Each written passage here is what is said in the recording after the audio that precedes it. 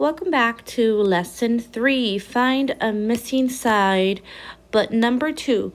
So it's going to be very similar to last week. You're going to notice the difference once we start doing the equation, but again, it's very straightforward, and if you follow along, you're going to be fine. Again, before we start, make sure you have one or two things. Number 1, you have printed out this worksheet and you're following along, or number 2, you're writing down notes in a piece of paper. This is still the same from last week. I'm just going to reread it again. Basically says, in a right triangle, if you have one angle besides the right angle and one side, you can solve for any other side. And these are the steps that you want to follow. Number 1, just label your triangle. Label what's opposite, what's adjacent, what's hypotenuse. Number 2, you're going to identify what trig ratio to use. Am I going to use sine, cosine, or tangent? Then you're going to set up an equation.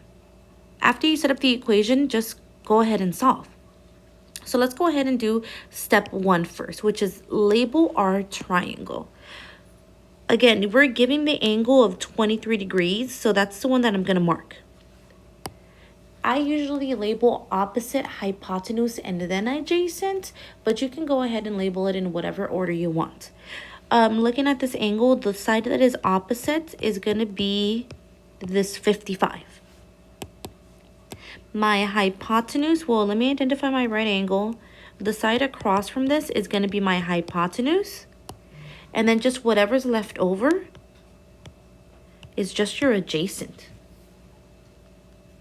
Now, looking at what you have, you are given this 55, which we labeled as our opposite, and x, which we labeled as our adjacent. This is where you have to refer back to your remember your trig ratios, your SOHCAHTOA? And you really have to think about, well, which one is a trig ratio that I'm going to use? Again, all I know is just my opposite and my adjacent. Looking at your 3 trig ratios here, the one that has both opposite and adjacent in a ratio is just your tangent. See how sine only has opposite and cosine only has adjacent? You want the one that has both. And in this instance, it's going to be tangent, okay? So let's go ahead and set up that equation. Sorry, we're not going to use u. And I'm going to zoom in. So remember, TOA just stands for the tangent of some degree equals to my opposite over my adjacent. The rest is just filling in. The tangent of something is just going to be my tangent of whatever degree angle that we have, and right here it's 23. So the tangent of 23 is going to equal to whatever my opposite is over my adjacent. And we said my opposite is 55 and my adjacent is x.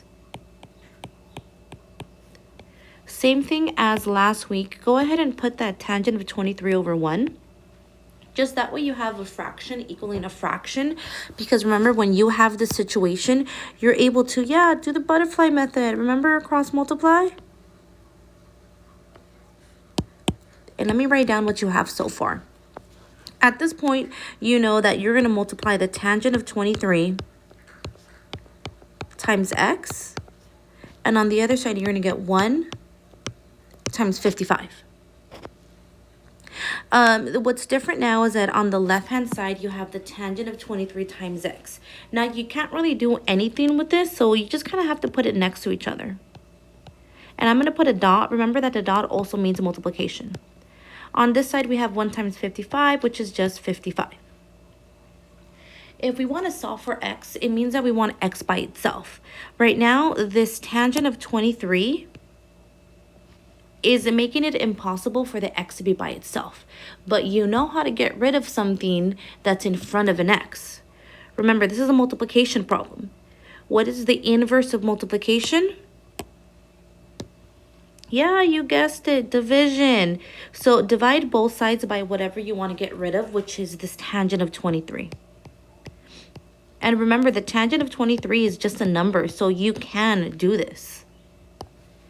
Look, this cancels out. You're left with x on this side.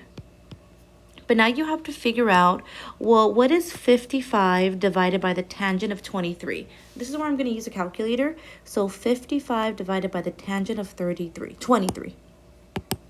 Be very careful here. You're going to put 55 divided by, you're first going to write down whatever angle measure you're working with, which is the 23, right? Then you're going to push the tangent button. But be very careful because this is not your answer. You have to make sure you push equals. This is your answer. You end up getting 129.5718. I'm going to go ahead and just round this, and I'm going to get 129.6. So x is just equal to 129.6. So let's do one more problem just to make sure that you get the hang of this, but it's very repetitive. Again, based on the steps that I give you in the beginning, the first thing you want to do is label your triangle, right? So we're given that this is 58 degrees. I'm going to label my triangle. Look, this is going to be my opposite side. This is going to be my hypotenuse. And whatever's left over is just going to be my adjacent side. Based on what we labeled, we are given that this is 30. And we're trying to find x, which is our hypotenuse. So you have to reference all the trig ratios you know. And I like to always write them down. Your SOHCAHTOA.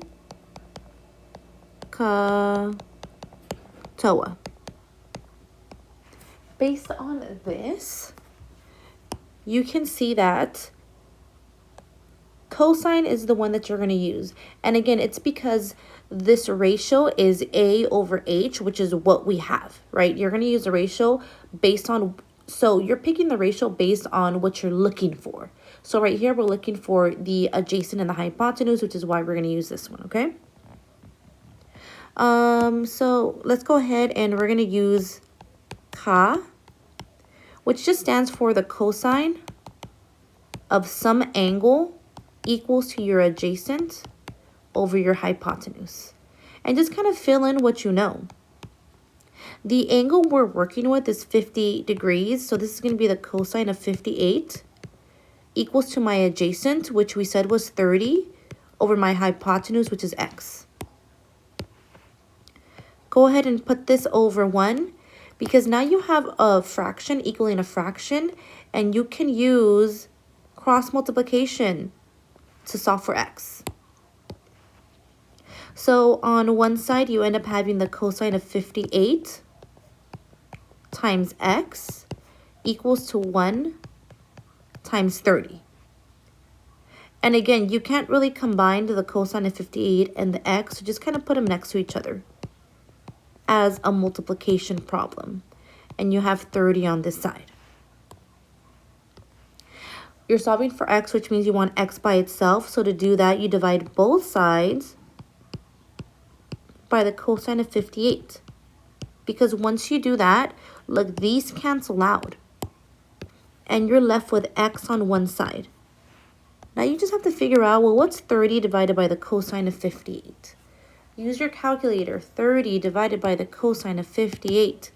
So I'm going to put 30 divided by the cosine of 58. Don't push cosine yet. Put the angle measure first, which is 58. Then push cosine. And then put equal. If you don't put equal, it's not going to give you the answer. And we end up getting 56.6123. Round for one decimal point, it just makes it easier. My answer is just 56.6. So x just ends up being, let me make sure, 56.6. So see how it's very repetitive? You just have to make sure to know what to do when you're given a certain situation. Find the trig ratio, set up your equation, and just solve. You are ready now to go ahead and start doing the worksheet practice. But again, if you're still confused or you want some more one-on-one time, I highly suggest for you to email us and set up a tutoring appointment, and we will get to you as fast